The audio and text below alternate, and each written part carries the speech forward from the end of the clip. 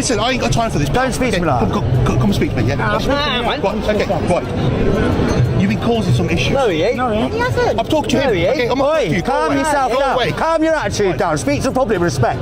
Listen, go away. I'm telling you to calm down. Go away. Yeah, I'm DP audit. Respect. I'm carrying on all I want. Speak to the public with respect and integrity like you're meant to. Why is there no police here? Go and speak to the inspector.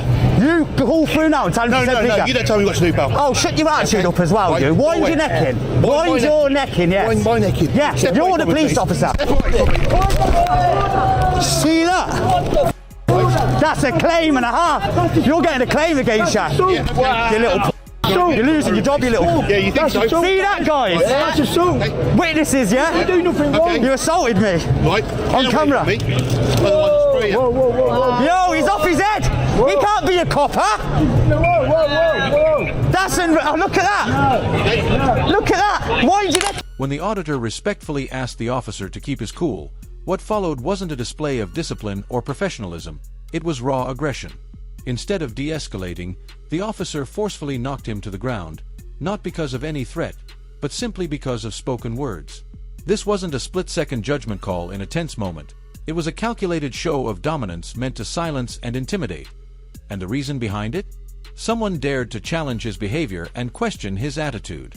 That's not the essence of fair policing. It's a clear abuse of authority. In that instant, the balance of trust was broken, replaced by fear and control. With bystanders witnessing the entire incident, the message rang louder than any words. When accountability vanishes, unchecked power begins to flourish. What should have been a moment for restraint became a sharp reminder of how fragile justice becomes when authority goes unquestioned. Nah, I'm in public. Shut your mouth and your attitude up. You're a public of the servant, a servant of the public. There's no, you're breaching the peace. You ain't spraying him. You ain't spraying him. And I'm doing nothing wrong. No, you're not. You speak to him like that's what you're doing. You don't get to speak to public like that. You don't get to speak to people like you're speaking to him. That's not how your role works. You're a police officer of the law, serving the crowd and serving the people. Respect and integrity. Remember your oath and your college of peace in training. You're absolute disgrace. The way you push me over now, you're getting a claim against you. You're getting sued. You should lose your job for that as well. Okay, we'll see. Yeah, we will see, won't we? And you're going to be all over the internet. Do you know how many people are going to see you? You're live now. Good for you. Welcome to YouTube, you how about that? Okay, swear at me once more, I'll lock you up. Higher threshold. Is there any complainants? Is there any complainants from a swearing? Any complainants? Your officers need to arrest you. Okay. You assaulted me. Right. You need to arrest your fellow officer. Section 26, he just pushed me on the ground, threatened me with power for telling to rax himself. Nah, arrest your officer. The auditor didn't just voice frustration. He went a step further, calling for the officer's arrest under Section 26 of the Criminal Justice and Courts Act 2015. This specific law exists to ensure that police officers cannot misuse their position or commit misconduct while in uniform. It makes such behavior a criminal offense, putting accountability at the very heart of policing standards. In this situation, there was no real danger, no heated crowd, no chaotic scene to justify force. What unfolded was simply an officer being challenged over his behavior, and instead of answering with professionalism, he answered with violence. That choice wasn't about safety, it was about silencing criticism and exerting control. The incident draws a striking parallel to the case of former South Wales officer Richard Healing, who was convicted under the very same statute after abusing his position of authority. His downfall served as a warning that power without accountability quickly turns into corruption. Just like Healing, this officer's conduct cannot be framed as law enforcement. It was about asserting dominance. The precedent set by past cases leaves no ambiguity. This is not just poor judgment, it crosses into the realm of criminality. You're going on YouTube, you don't do your jobs correctly, you're going to look like idiots. He's assaulted, he's assaulted me, mate. We need to work out what's gone on. He's pushed me, he's foot to me like that because he was speaking to him like club and I told him to speak to members of the public respect like you're meant to and professionally, and that is the worst example. He needs to be fired, he's getting sued or we're putting a claim against him. That was outrageous. Arrest him. Arrest him. Do your job. The College of Policing tells you to arrest him. You need to relax. You need to calm down. You need to arrest him. You need to talk to me. Tell me what's going on. So obviously dealing with. He was talking to him, and the way he was speaking to him was disgusting. The way you do not speak to members of the public like that. The way he was disgusting. Everything about him was disgusting. He's going to get. Do you know how many views he's going to do online now? Well, he'll go viral with the way that was. That was one of the worst situations I've ever seen. I've done this for a year now. You need to arrest him. Okay, well, we're not going to arrest him. But you're not going to arrest your colleague when he's just broke the law. and assaulted a member of the public. But you're entitled to make. What does your College of Policing treat you at the beginning? When you call your officers? No, you listen to me. He has assaulted me and broke the law. Listen to you. You're entitled to make a complaint online. You're getting sued, mate. Okay. When confronted with the auditor's legal challenge, the officer didn't respond with clarity or professionalism. He chose to portray himself as the victim. It was as though his own personal comfort took priority over the public's undeniable right to question authority and demand accountability. But the truth is clear: personal discomfort is not, and never has been, a lawful excuse for the use of force, especially by someone specifically trained to remain calm under pressure. This moment was not about ensuring safety, nor was it about protecting the public. It was about control, pure and simple. And when that sense of control was challenged, the officer didn't take any of the paths expected of a professional. He didn't explain, he didn't de-escalate, and he certainly didn't walk away. Instead, he chose aggression, shoving the auditor to the ground and then attempting to rationalize it with a claim that held no real foundation. That response strips away the very definition of policing. What was displayed here wasn't service, it wasn't protection, and it wasn't justice. It was misconduct in its clearest form, an abuse of authority dressed up as enforcement. Okay. Right, identify yourself. 7459. Name, station. Okay, don't need to give money. Yes, you do. No. 3 forms. You've used your powers against me. 3 forms of identification. Don't point at me. I'll point all I want. No. Yeah. 3 forms of identification. You're going to push me again, are you? If you can put in my space, yes. Oh, you're in my space now. What would happen if I What pushed I'm you? doing? Well, you can try. Ah, see what I mean? Yeah. See this, people? Yeah.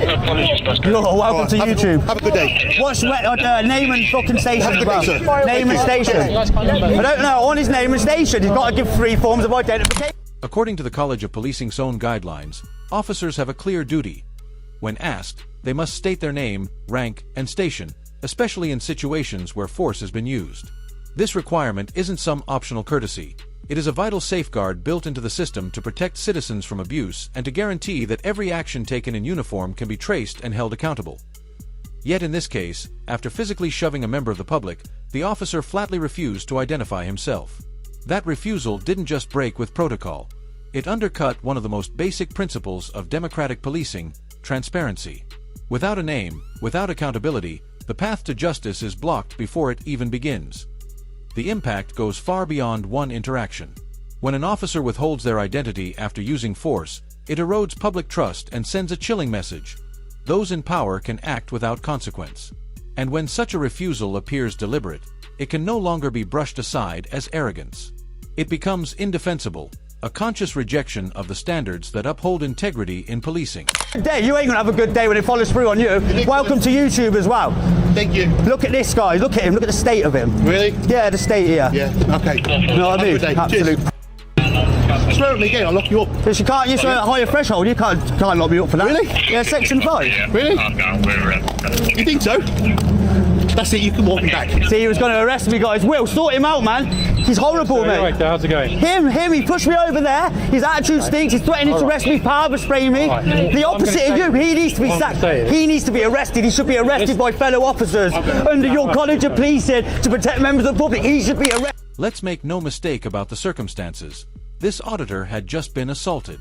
He was visibly shaken, hurt, and emotionally charged in the aftermath.